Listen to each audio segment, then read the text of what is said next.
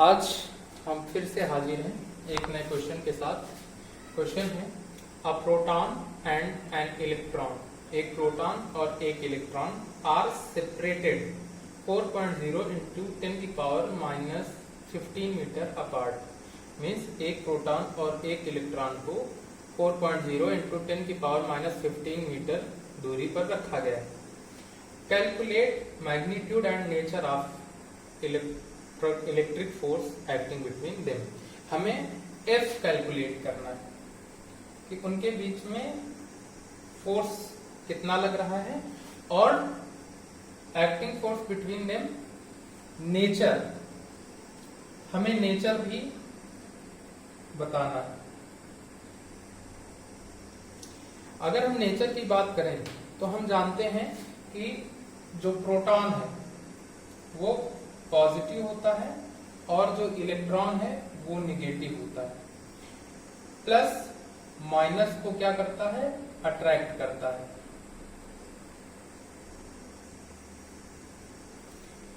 और minus plus को क्या करता है, सेम अट्रैक्ट करता है।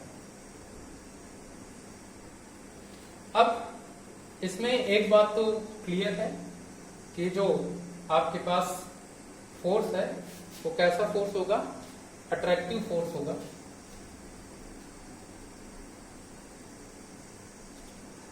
अब बात कर लेते हैं फोर्स का मैग्नीट्यूड क्या होगा।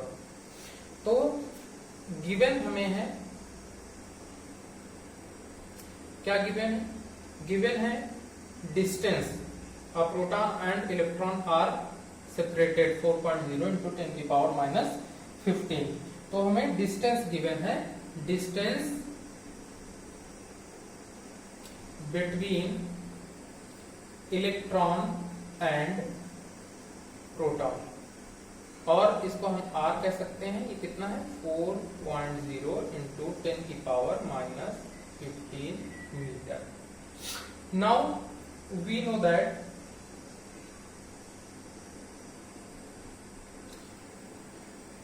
the charge on proton is plus 1.6 into 10 की power minus 19 coulomb, and charge on an electron is minus 1.6 into 10 की पावर minus 19 कूलम। हमें ये चीजें पता है कि चार्ज प्रोटॉन पे होता है 1.6 इंटू 10 की power minus 19 coulomb and electron पर माइनस 1.6 इंटू 10 की power minus 19 coulomb. It means same charge है बट उसका जो नेचर है वो कैसा है, अपोजिट है। यहां से भी हम देख सकते हैं कि जो फोर्स लगेगा वो नेचर में कैसा होगा, अट्रैक्टिव होगा। अगर ये दोनों प्लस होते तो रिपल्सिव होता, अगर ये दोनों ही माइनस होते तब भी रिपल्सिव होता, लेकिन प्लस माइनस है चार्ज तो फोर्स कैसा होगा, अट्रैक्टिव होगा। अब हम फोर्स ऑन प्रोटॉन को हमने मान लिया, सपोज ये Q1 है, और force on charge on electron को हमने क्या मान लिया, Q2 है। अब Q1 है हमारे पास, Q2 है और R है। इसका मतलब हम जो फोर्स की कैलकुलेशन हमें जो करनी है वो हम F is equal 1/4 pi epsilon not Q1 Q2 upon R square से कर सकते हैं। आप लोग जानते होंगे कि F is equal 1/4 pi epsilon not Q1 Q2 upon R square, इससे हम कहते हैं कूलॉम्स लॉ। तो अगर हम कूलॉम्स लॉ लगाएंगे तो 1/4 pi epsilon nought, 1/4 pi epsilon nought की जो वैल्यू होती है वो होती है 9.0 इंटू 10 की पावर 9।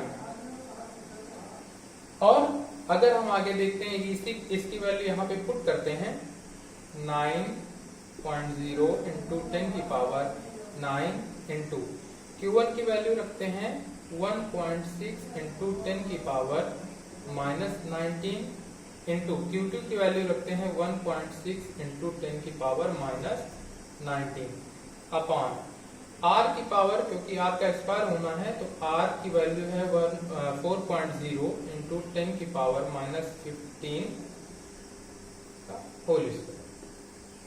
ये आपका F कितना आ जाएगा, फोर्स कितना होगा। सबसे पहले आप देख लीजिए, ये जहां पर 10 की पावर्स हैं, अगर बेस सेम होती हैं तो पावर्स क्या हो जाती हैं, ऐड हो जाती हैं। तो सबसे पहले हम इनको कैलकुलेशन कर लेते हैं। 9.0 into 1.6 into 1.6 into 10 to the power minus 19, 10 to the power minus 19 into 10 to the power 9 upon. अब देखिए, सबसे इंपॉर्टेंट ये होता है कि जब आप किसी का होल स्क्वायर कर रहे होते हैं तो आप ध्यान रखते हैं कि अगर इन दोनों के बीच a, आप इसको a मानिए और इसको b मानिए, अगर इनके बीच मल्टीप्लाई का साइन है तब आप इन दोनों का स्क्वायर करेंगे, a का भी स्क्वायर करेंगे और b का भी स्क्वायर करेंगे। तो इस तरीके से चलिए हम स्क्वायर करते हैं, क्योंकि आप जानते हैं ये 4 है, तो 4 का स्क्वायर कितना हो जाएगा, 4 4 जा 16 हो जाएगा। मल्टीप्लाई का साइन एज इट इज रखा रहने दीजिए आप, और यहाँ पे देखिए 10 की पावर माइनस 15 है। अब 10 की पावर माइनस 15 का जब स्क्वायर करेंगे तो ये 10 की पावर माइनस 15 से ये मल्टीप्लाई हो जाएगा, ये पावर इस पावर से क्या हो जाएंगी, मल्टीप्लाई हो जाएगी। तो आपको मिल जाएगा 15 टू जा 30, माइनस 30 आपको मिलेगा।